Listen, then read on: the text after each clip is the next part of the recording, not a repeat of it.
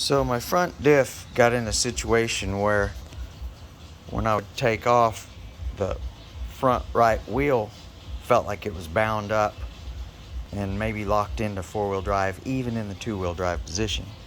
So decided to pull this SuperATV indestructible, bulletproof, bomb-proof front diff back out and see what I find. And initially what I find, once I pulled the case open, is it looks like the fluid has glitter in it, real fine glitter, and that's probably, maybe it's normal wear. I don't know. But I started lifting up on parts. I don't even know what this is called, fellas. I'm not an expert on this stuff. It's my first time. But this little thing I'm grabbing here is plastic. Now, I don't like plastic, but maybe that's how they gotta be. I pull this plastic ring up, and laying under there, as you can see, is a little steel roller and a chunk of broken plastic. Again, plastic.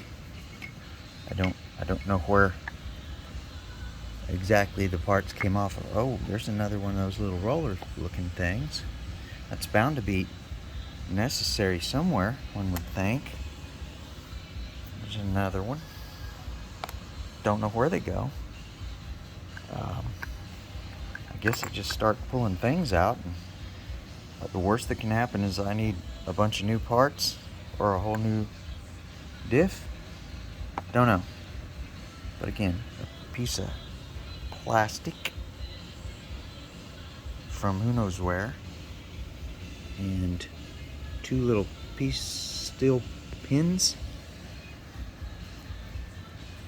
At least this part is metal, and I will tell you, on my original diff, this thing, which I think is the sprag carrier, was plastic in a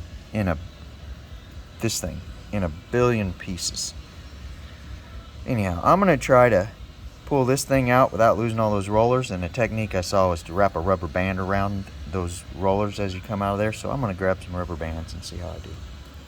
To be continued.